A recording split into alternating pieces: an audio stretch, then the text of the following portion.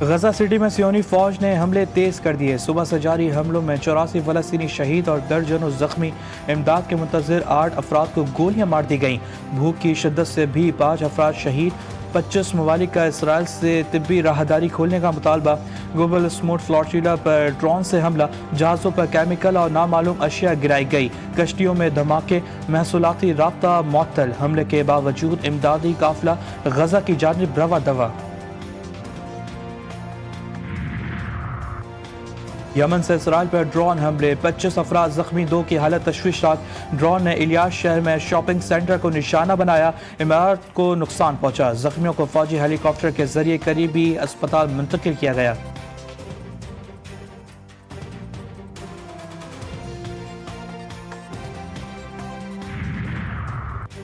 مسلم امت کو متحد ہو کر فلسطینی عوام کا ساتھ دینا ہوگا۔ مغربی طاقتیں انسانی حقوق کے نام پر سیاسی مفادات حاصل کر رہی ہیں۔ ایرانی صدر مسعود پزشکیان کے قطر میں اسرائیلی جارحیت کی شدید مذمت۔ کہا ایران امن کے داعی تمام ملکوں کا دوست ہے۔ ایران حملہ آوروں کے سامنے گھٹنے نہیں ٹیکے گا، مزید مضبوط ہوگا۔ ایران کا جوہری پروگرام پر امن کا مقصد کے لیے ہے۔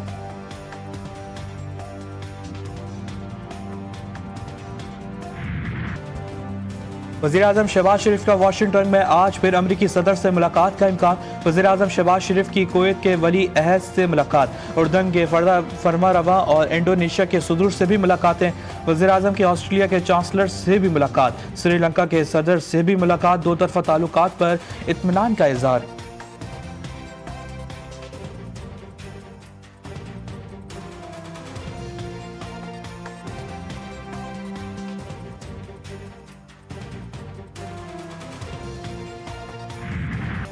امریکی صدر نے نیو یارک میں اسلامی ممالک کے سربراہان سے ملاقات کو کامیاب قرار دے دیا۔ ٹرمپ نے کہا اسلامی سربراہوں سے ملاقات اچھی رہی۔ اسلامی ملکوں کے سربراہوں سے ملاقات میرے لیے اعزاز ہے۔ غزہ جنگ کے حال کے لیے سب کو مل کر محنت کرنا ہوگی۔ غزہ کی صورتحال پر عالمی رہنماؤں کو اہم بیٹھک میں وزیر اعظم شہباز شریف اور نائب وزیر اعظم اسحاق ڈار بھی شریک تھے۔ فلسطین سمیت مشرق وسطیٰ کی صورتحال پر گفتگو کی گئی۔ امریکی صدر ٹرمپ نے غزہ کے لیے امن منصوبہ پیش کر دیا۔ بین الاقوامی امن فوج کی تعیناتی کے بعد اسرائیلی افواج کا بدتدریج انخلا۔ تعمیر نو کے لیے عرب ممالک مالی وسائل فراہم کریں گے۔ انڈونیشیا کا منصوبے کے تحت 20,000 فوجی غزہ بھیجنے کی پیشکش۔ کہا انڈونیشیا امن فوجی یوکرین سمیت کسی بھی جگہ بھیج سکتا ہے۔ تشدد کو کسی بھی سیاسی تنازع کے حل کے لیے استعمال نہیں کیا جا سکتا۔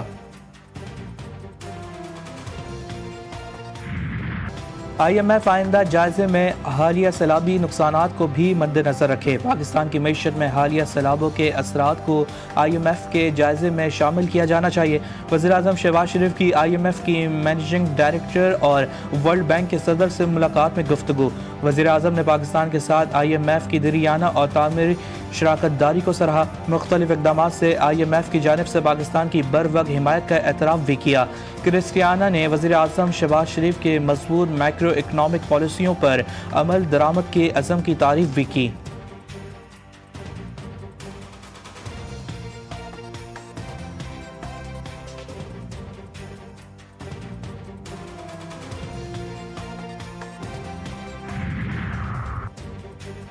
سیلاب ایک آفت ہے، گورننس پر توجہ دیں، تانا زنی نہ کریں۔ پیپلز پارٹی رہنما پنجاب حکومت پر برس پڑے۔ چودھری منظور نے سوال کیا کہ اگست میں جہاں سیلاب تھا وہاں تو بجلی تھی ہی نہیں، پھر بل معافی کیسی؟ بتایا جائے ہم ڈوبے ہیں یا ڈبایا گیا؟ بدتمیزی کا جواب نہیں دینا چاہتے۔ ندیم افضل چند بولے BISP کا ڈیٹا استعمال کرنے کا کہہ رہے ہیں، بے نظیر بھٹو کی تصویر لگانے کا نہیں۔ الزام عائد کیا IF بہانہ تھا، اصل میں کسان کا گلا دبانا تھا۔